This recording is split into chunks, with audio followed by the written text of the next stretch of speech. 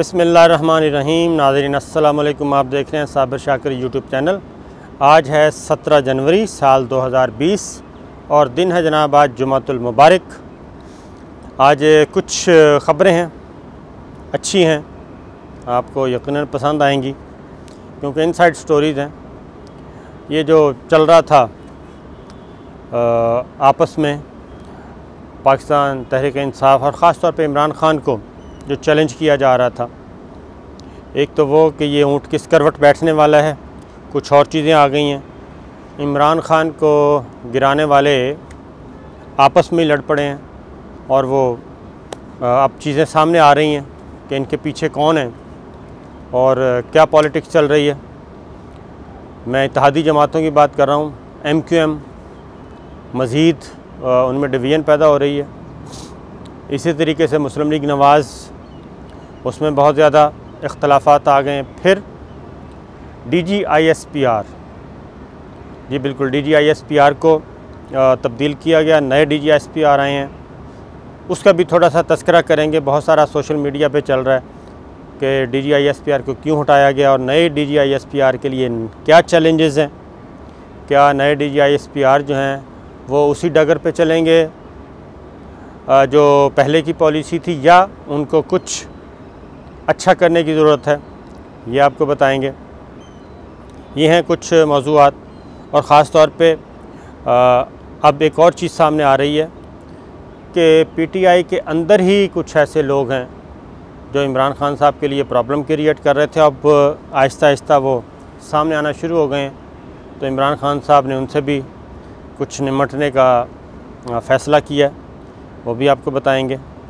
तो सबसे पहले गुजारिश है कि आप रिक्वेस्ट है कि सब्सक्राइब कर लें चैनल, और उसके बाद वीडियो पसंद आए तो लाइक ज़रूर कीजिए और बेल आइकन को क्लिक कर लें। तो सबसे पहले तो बात करते हैं DGISPR major general Asif Ghafoor साहब, जो कि तब्दील हो चुके हैं।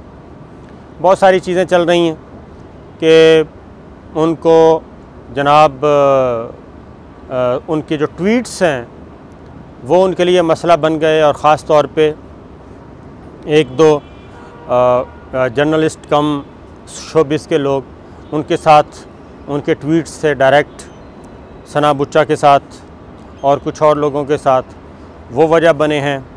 उससे एक प्रोपेगेंडा किया जा रहा है कि जनाब सना बुच्चा के साथ बराह रास्त ट्वीट्स पे मुकाबला करने की क्या ज़रूरत थी। कुछ और जो निगेट हुए लोग हैं, जो एंटी आर्मी लोग हैं, उनको एंगेज करने की क्या ज़रूरत थी। फिर ये कि बहुत ज़्यादा पब्लिक में आने की क्या ज़रूरत थी।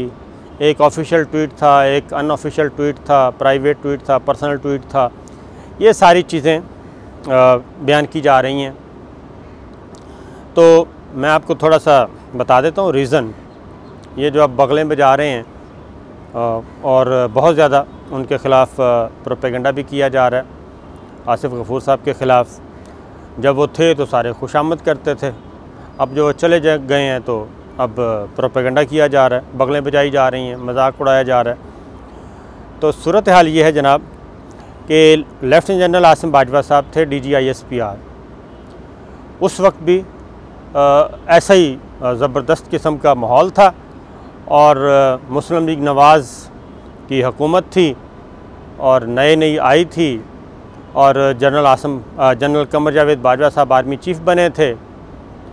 और जैसे ही आए उन्होंने 2-3 ट्रांसफ़र्स किए थे, उनमें से आसिम बाजवा साहब का भी एक ट्रांसफ़र था। उनको उन्होंने ISPS से हटा के कदरे एक गैर मारूफ डिपार्टमेंट में लगा दिया, GHQ में ही होता है। और उस पे साबिक गवर्नर सिंध ज़ुबैर साहब ने कहा था कि देखें हमारे जो मुखालिफिन हैं उनके साथ हम क्या करते हैं, उनको हमने बंदूकें साफ़ करवाने पे लगा दिया। तो ये चीज़, जबकि वो एक टेन्योर पूरा कर चुके थे और उनकी फ़र्दर पोस्टिंग होनी थी। उसके बाद आसिम सलीम बाजवा साहब वही कोर कमांडर सदर्न कमांड बने कोयटा के, और आजकल वो CPAC अथॉरिटी के चेयरमैन हैं। तो ये हुआ, ये उनको जवाब दे दिया गया। और मैं आपको बताता हूँ कि जनरल कमर जावेद बाजवा साहब ने पिछले दिनों एक बंदे से कहा भी कि आप बड़ा मजाक उड़ाते थे आसिम सलीम बाजवा साहब का, तो देखें आज वो कहाँ बैठे हैं और आज आप उन्हीं को सलाम करने जा रहे हैं। तो ये चीज़ थी।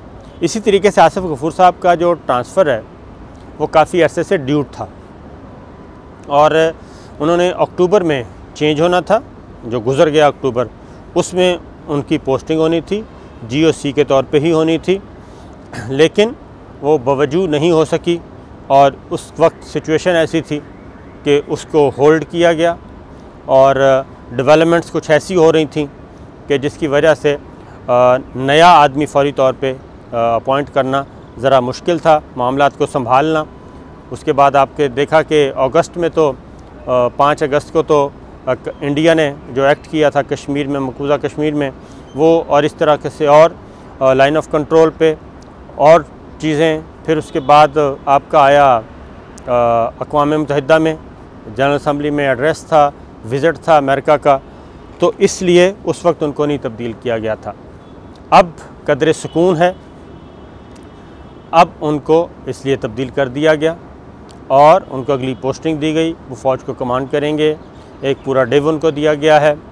तो ये चीज़ें हैं। अब नए कोई पता नहीं कल को वो लेफ्टिनेंट जनरल बन जाएं, उनकी प्रमोशन हो जाए, तो फिर यही जो आज लोग बगलें पे जा रहे हैं ये उनके पीछे पीछे होंगे।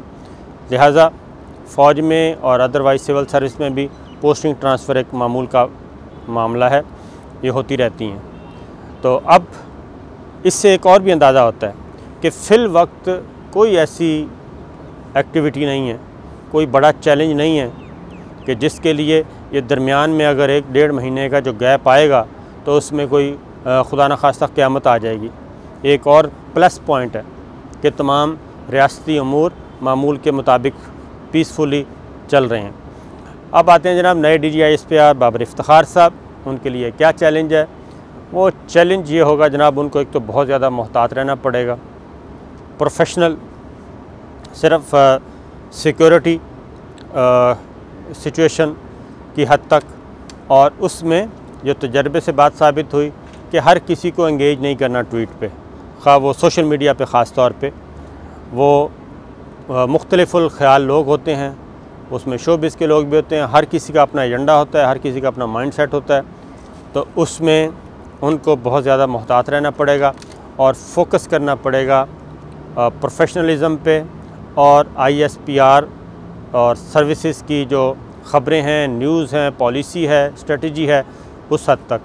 तो जो मैं ज़ाती तौर पे जो अब तक मुझे इत्तलात मिली हैं उनके बारे में, वो एक पक्के किस्म के सोल्जर हैं और बिल्कुल आ रहे हैं ताज़ा दम, और वो अपने आप को इस तरह की एक्टिविटीज़ से थोड़ा सा दूर रखेंगे, महदूद रखेंगे और फोकस करेंगे ओनली और ओनली सिर्फ़ और सिर्फ सर्विसेज की ख़बरों पे। पाक अफवाज के मुख्तलिफ़ जो इदारे हैं उनकी ख़बरों पे रखेंगे और स्ट्रेटजी, मीडिया स्ट्रेटजी बिल्कुल बनाएंगे और अकॉर्डिंगली चलेंगे। और वो बराह रास्त आपको ये भी बता दूं कि जनरल कमर जावेद बाजवा साहब की ये चॉइस है और उनके काफ़ी करीबी समझे जाते हैं।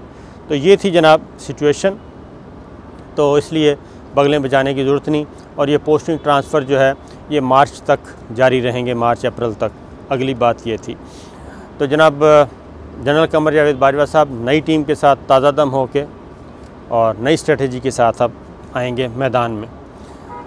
तो इसका फ़ैसला भी कल, आपको याद होगा कल PM हाउस में मीटिंग हुई थी, उसमें DGISPR भी थे, DGISI भी थे, आर्मी चीफ भी थे, और उसमें वज़ीर-ए-आज़म के भी ये इल्म में थी।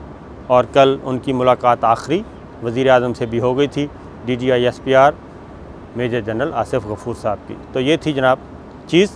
अब आते हैं जिनको, जो लोग हुकूमत के ख़िलाफ़ प्रोपेगेंडा या क्या कहना चाहिए, हुकूमत को कमज़ोर करने के लिए MQM के बारे में जनाब जो चीज़ें सामने आई हैं वो तो खालिद मकबूल सिद्दीकी साहब, एक MQM के अंदर भी एक फ़ोर्स है, कुछ लोग हैं वो डटे हुए हैं उनके हाथों खालिद मकबूल सिद्दीकी साहब एक तरह के यरगमाल बने हैं। और एक आमिर ख़ान ग्रुप है, वसीम अख्तर ग्रुप है जो मेयर हैं, और ये हार्श लोग हैं, थोड़े से हार्ड कोर कह लें। खालिद मकबूल सिद्दीकी साहब ये सॉफ्ट स्पोकन है, फैसल सब्ज़वारी साहब। तो मसला ये हुआ जनाब के अमीनुल हक़ साहब अभी आमिर ख़ान साहब के ग्रुप के हैं। तो मामला ये हुआ कि असलन आमिर ख़ान साहब चाहते हैं कि उनको रोल दिया जाए कोई एडवाइज़री का या उनके किसी नॉमिनी को।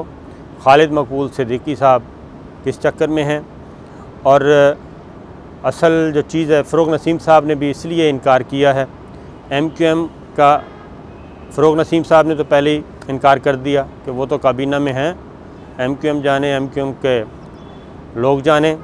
मज़ीद डिवीज़न हो गई है और आमिर ख़ान साहब अपने बंदे अपॉइंट करवाना चाह रहे हैं। तो ये चीज़ है। तो कहने का मकसद ये है कि डिवीज़न और तोड़ फोड़ मुस्लिम लीग नवाज़ के अंदर भी चल रही है और इनको भी, और कुछ दिनों के बाद इनको भी एक मैसेज चला जाएगा कि कोई ज़ीरो टॉलरेंस है। फिर एक और ख़बर दे दें आपको, एक बहुत बड़ा स्कैंडल एक और पकड़ा गया, 7 अरब रुपए की खुर्द-बुर्द। आप सोचें ज़रा क्या क्या हो रहा है। वो है जनाब बेनज़ीर इनकम सपोर्ट प्रोग्राम में ऐसे अफसरान की लिस्ट आ गई है जिन्होंने अपनी बेगमात के नाम बेनज़ीर इनकम सपोर्ट प्रोग्राम में डलवाए हुए थे, और अब तक वो टोटल अमाउंट 7 अरब रुपए बनती है। वज़ीर आज़म इमरान ख़ान ने उनके ख़िलाफ़ एक्शन का हुक्म दिया है, या तो उनको नौकरियों से फ़ारिग होना पड़ेगा या पैसे वापस करने पड़ेंगे। और एक और ख़बर जो PTI के अंदर फवाद चौधरी साहब जो कि मशहूर हैं, उन्होंने उस्मान बुज़दार साहब के ख़िलाफ़ ख़त लिख मारा है वज़ीर आज़म को, और उन्होंने कहा वो बादशाहों की तरह चला रहे हैं हुकूमत। अब फवाद चौधरी साहब जो हैं वो आपको पता है, अब काफ लीग भी वही बात कर रही है, फवाद चौधरी साहब भी बात वही कर रहे हैं और ख़त भी लिख दिया है। तो उस्मान बुज़दार साहब को हटाने के लिए कुछ अनासर जो हैं वो सरगर्म अमल हैं, वो पार्टी के अंदर भी हैं, पार्टी के बाहर भी। तो वज़ीर आज़म इमरान ख़ान साहब आइंदा कुछ अरसे में उनको भी शटअप कॉल देने वाले हैं। और उस्मान बुज़दार का कसूर ये है कि वो बराह रास्त इमरान ख़ान साहब से हिदायत लेते हैं और इमरान ख़ान साहब को हर मामले में ऑन बोर्ड रखते हैं, अपने चीफ़ को, अपने बॉस को, chief executive of the country को, और अल्ले तलल्ले जो हैं वो पूरे नहीं कर रहे। इसलिए आने वाले दिनों में उस्मान बुज़दार साहब के ख़िलाफ़ कुछ और बगावतें भी होंगी।